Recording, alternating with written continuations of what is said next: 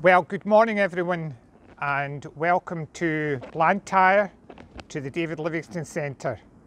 My name is Douglas Hay and I'm one of the trustees who run and own the site here.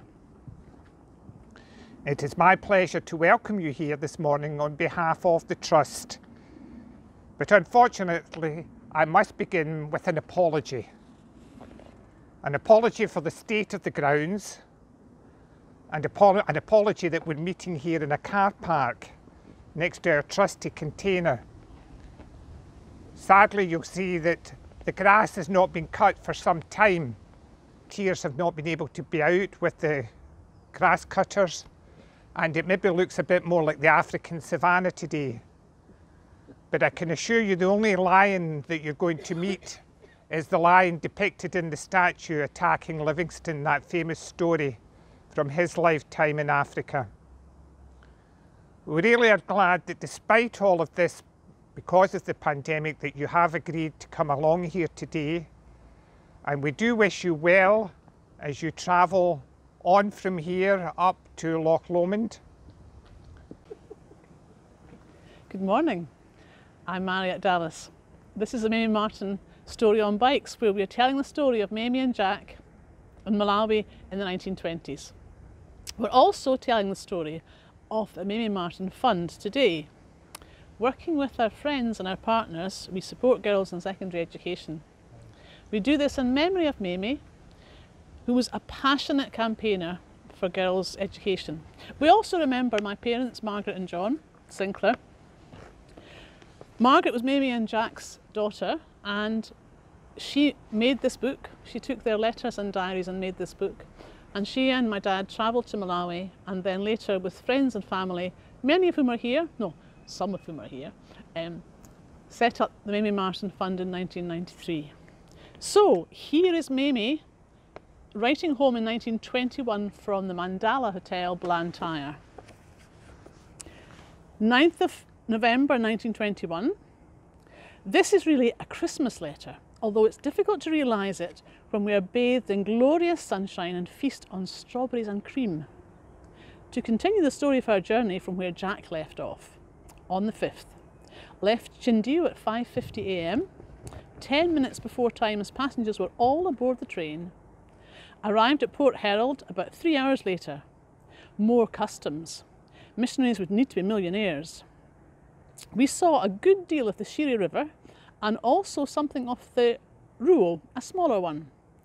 At San Kukani, we got out and had a very nice lunch with lovely soft fluffy rolls, which after the sour sodden bread of the Empress, we enjoyed greatly. As time went on, the scenery became more mountainous and the air cooler.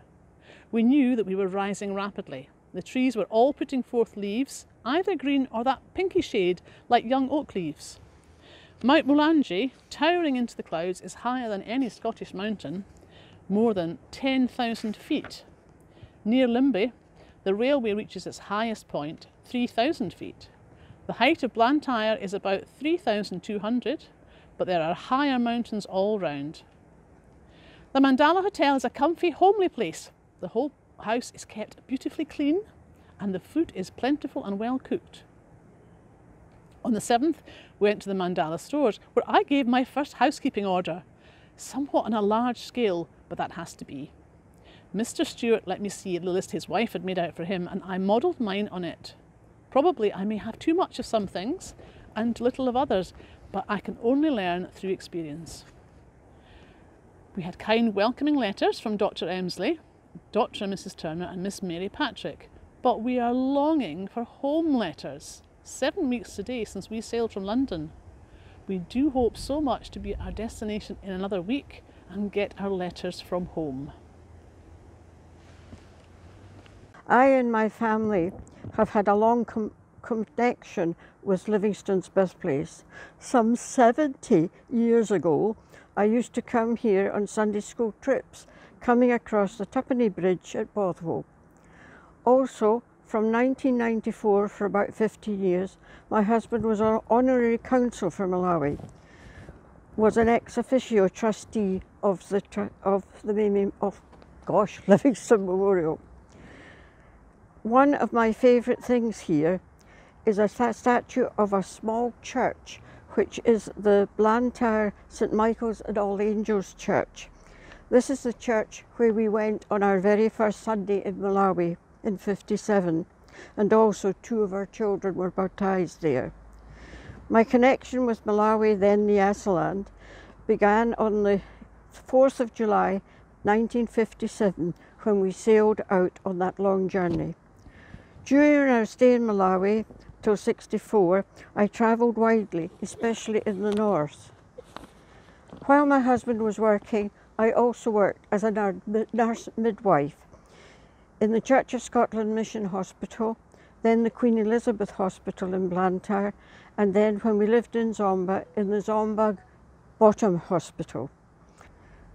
From 1968, we've lived in Irvine, but we have always had a connection, because one day I went to the vet with a sick dog, and the conversation went something like this. "I know you know something about Malawi," says Willie. I said, "Yes." And then he says, "My mother was born there." I thought, right, okay, end of conversation. With the Mamie Martin was established in 1993, my husband and I joined it in '94 and have been there ever since. We have returned to Malawi on many occasions. The good thing was the Scottish Government gave me a present of £50,000 twice to give to the Mamie Martin Fund. On our last visit when we were there, I discovered that the girls are now calling themselves the Allison Girls. I always see them whenever we manage to go there, although our family have decreed we're too old. I wish to thank Moira for her efforts for the Mamie Martin Fund, including this Clyde ride. I wish her and her colleague and friends a very successful ride to Tarbet. Pitani Bueno, Zikomo.